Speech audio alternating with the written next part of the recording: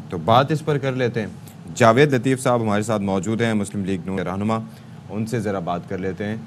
Thank you so much for joining اس and a very good morning to you Javed صاحب. کیا آپ سن سکتے ہیں ہمیں؟ جی جی. اچھا, میں یہ عرض کر رہا تھا بھائی, ہم تو آج صبح سے نا خاصے وہ پریشانی کا شکار پائے جاتے ہیں کہ جی سارا ٹیکس ہی جو ہے وہ سیلریڈ کلاس پہ لگا دیا ہے اور ہماری کوئی نمائندگی نہیں ہے, کوئی ہمیں پوچھتا نہیں ہے. تو کم از کم آپ تو ہماری نمائندگی کر سکتے تھے جاوید صاحب, اس تنخواہ دار طبقے کی. کہیں آپ نے آواز اٹھائی ہمارے حق میں؟ بھائی آپ کے حق میں کون آواز نہ اٹھائے گا اور نہ اٹھا کے کیا بھگتے گا, یہ سب کو اندازہ ہے, تو کیوں نہیں اٹھائی جائے گی. ہم تو کچھ دیکھیں, آپ تاجروں پہ لگائیں تو وہ احتجاج کی کال دے دیتے ہیں, وہ 40 کا گروپ لے کے آ جاتے ہیں, ایکسپورٹرز اکٹھے ہو جاتے ہیں. ہم کیا کریں, ہم کس کی طرف دیکھیں؟ نہیں, آپ کی آواز تو سب سے تکڑی آواز ہوتی ہے. آپ دیکھیں نا, میں تو خیر میڈیا میں بیٹھی ہوں نا, لیکن اوور آل جو تنخواہ دار طبقہ ہے اس کی بات کر رہے ہیں. نہیں, میں وہی بات کر رہا ہوں کہ وہ پرائیویٹ تنخواہ دار طبقہ ہو یا سرکاری تنخواہ دار طبقہ ہو, متاثر تو سبھی ہوں گے. ایسا ہی ہے, مگر بات یہ ہے کہ بدقسمتی سے یہ کہنے لگا ہوں کہ نواز شریف جب بھی آئے 2/3 اکثریت سے آئے, پاکستان کی معیشت کو سنبھالا, مہنگائی کو کنٹرول کیا, دیگر ایشوز کو ایڈریس کیا, مگر ان کی حکومت جب پٹری پہ چڑھا چکی ہوتی تھی یا چڑھانے کے قریب ہوتی تھی ریاست کو, تو ان کی حکومت ختم کر دی جاتی تھی 2/3 اکثریت والی. اچھا, اور آج جو اشفاق آپ بات کر رہے ہیں, یہ تو بدقسمتی ہے کہ 18 ماہ کی حکومت نواز شریف کی جماعت نے لی, اور وہ بھی جو ارینجمنٹ ہوا تھا اس میں ہم نے اپنی مقبولیت گنوا لی اس کو سنبھالتے. آج جو بجٹ پیش کیا گیا ہے اس میں تو ہم لارجسٹ پارٹی بھی نہیں ہے, دوسرے نمبر کی جو نمبر کے حساب سے ہم جماعت ہیں پارلیمان کے اندر, اور جس ارینجمنٹ کے تحت ہمیں حکومت آپ لوگوں نے خود ہی خود پیش کیا نا یہ بجٹ. پیپلز پارٹی تو کہہ رہی ہے ہم سے تو بات بھی نہیں کی, وہ تو ناراض. دوسرے نمبر کی جماعت پہلے نمبر کی جماعت کو منا رہی تھی سر. نہیں, وہ بات یہ پہلے دوسرے نمبر والی نہیں تھی, تیسرے نمبر والی جماعت جو ہے ان کو نمبر گیم میں پہلے نمبر پہ رکھا گیا. اور آج جو ارینجمنٹ ہوا ہے یا کر کے دیا گیا, اور اس کی اسٹیئرنگ پہ شہباز شریف صاحب کو بٹھانے کی ریکویسٹ کی گئی. اب دیکھیں, ہم نے پھر جیسے کیسے حالات میں 2-3 ماہ میں کوئی تھوڑا بہتری کی جانب اشارے ملنے شروع ہوئے, تو آپ مختلف آوازیں سننا شروع کر دی ہیں بیفور بجٹ پاس ہونے کے ہی. تو جب یہ مرحلہ آئے گا پاس کروانے کا, اس وقت کیا ہوگا یہ اندازہ آج سب کو ہونا چاہیے. اور میں یہ سمجھتا ہوں کہ بدقسمتی ہے پاکستان کی کہ وہ قوتیں جو نظر نہیں آتی, پاکستان مخالف قوتیں زیادہ انوالو ہیں دنیا بھر کی کہ پاکستان سٹیبل نہ ہو, مگر پاکستان کے اندر سے بھی بہت سے کردار جو ہیں وہ اپنا کندھا پیش کرتے ہیں ان کے اس منصوبے کو پایا تکمیل تک پہنچانے کے لیے جو آج ہم دیکھنے جا رہے ہیں.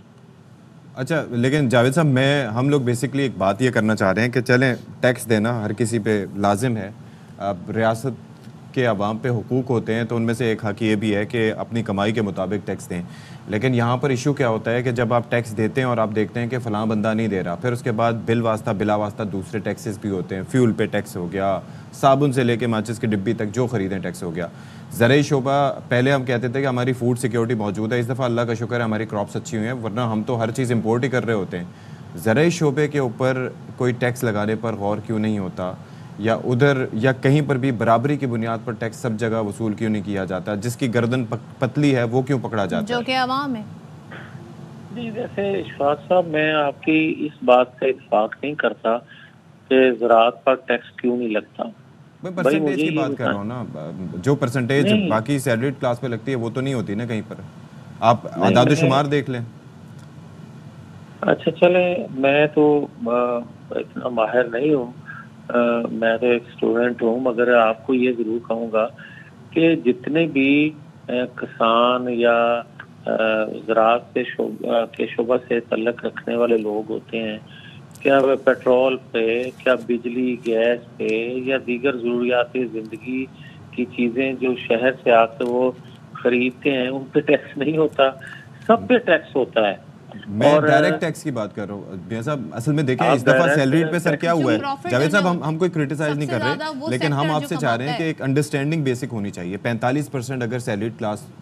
ٹیکس دے گی یا اس سے نیچے جا کے دے گی، اور اس کے بعد اگر ہم دیکھیں گے یا کوئی بھی دیکھے گا، میں ایک انصاف کی بات کر رہا ہوں کہ فلاں شعبے پہ ریٹیلرز پہ، باقی جو ہیں جو کاروبار کر رہے ہیں، جو کہ ہماری گرے اکانومی جسے کہا جاتا ہے، جو ان ٹیپڈ اکانومی ہے، وہ باقی شعبہ جاتے ہیں، اگر وہاں ٹیکس نہیں ہوگا تو پھر اس سے دل تو خراب ہوتا ہے نا آپ کا۔ نہیں، اس کی ایک وجہ یہ بھی ہے صدف کہ بدقسمتی یہ بھی پاکستان کی رہی ہے کہ جو سسٹم ہے ہمارا، جو ٹیکس ریکور کرنے کا، وہ بھی کوئی اتنا اچھا اور سادہ نہیں ہے۔ اس کا بہت سے لوگ ٹیکس دینا بھی چاہ رہے ہوتے ہیں، مگر جو ٹیکس کا ڈپارٹمنٹ ہے، ایف ڈی آر والے ہیں، وہ اتنا الجھا دیتے ہیں معاملات کو کہ وہ بندہ جو دینا چاہتا ہے ٹیکس، وہ بھی خوف میں مبتلا ہوتا ہے کہ آئندہ سال جو یہ کہہ رہے ہیں میری اگر اتنی آمدنی ہوگی تو میں کیسے یہ ٹیکس دے سکوں گا، اتنا اس کو خوف زدہ کر دیتے ہیں۔ میں سمجھتا ہوں کہ ایف ڈی آر والوں کو بھی اپنا سسٹم اتنا سادہ کرنا چاہیے کہ وہ اگر ان سے ملازموں سے جان چھڑاتے ہیں تو اس کا وکیل اس کو ڈرا دیتا ہے، وکیل سے نکلتے تو کوئی سننے والا اس کو کوئی اور ایڈوائز کر رہا ہوتا ہے، تو اتنا پڑھا لکھا نہ تاجر ہوتا ہے نہ دیگر لوگ ہوتے ہیں کہ وہ سمجھ سکیں کہ میں اگلے سال یا آئندہ اتنا مشکل میں نہیں آؤں گا، مجھے ٹیکس دینا چاہیے۔ تو میں آپ کی بات سے اتفاق کرتا ہوں کہ بہت سے شعبے ایسے ہیں جہاں آپ کو ٹیکس وصول آپ کر سکتے ہیں، وہ کرتے نہیں ہیں، اور جو ٹیکس بیچارہ دے رہا ہے اس کی گردن کو مزید آپ ٹائٹ کر لیتے ہیں۔ جاوید علی صاحب، دنیا بھر میں جب اتنے بھاری ٹیکسز وصولے جاتے ہیں تو پھر ان لوگوں کو جو ٹیکس پے کرتے ہیں ان کو سہولیات ملتی ہیں، تعلیم کے شعبے میں، صحت کے شعبے میں، ان کو ساری سہولیات۔ ہمیں یہاں پہ کیا، عوام کو کیا مل رہا ہے ٹیکس پے کر کے، خاص طور پہ جو سیلریڈ کلاس ہے؟ دیکھیں صدف، جو آپ بات کر رہی ہیں نا کہ دنیا بھر میں ٹیکس پیئر کو سہولتیں ملتی ہیں، یہ بات درست ہے، اور یہاں اگر آپ اس کی بنیادی ضرورتیں، وہ دودھ ہو، ایجوکیشن کے حوالے سے ہو، ہیلتھ کے حوالے سے ہو، یا فوڈ آئٹم پہ ہو، یا ٹرانسپورٹ پہ ہو، یہ ریاستیں وہاں سبسڈی دیتی ہیں، سستا کرتی ہیں اس کی بنیادی ضرورتوں کو، اور یہاں کہا جاتا ہے کہ جناب سبسڈی ختم کر دی جائے، اور یہ بڑا احسان حکومت کر رہی ہے، کوئی بھی وقت کی حکومت ہو، کہ ان چیزوں کو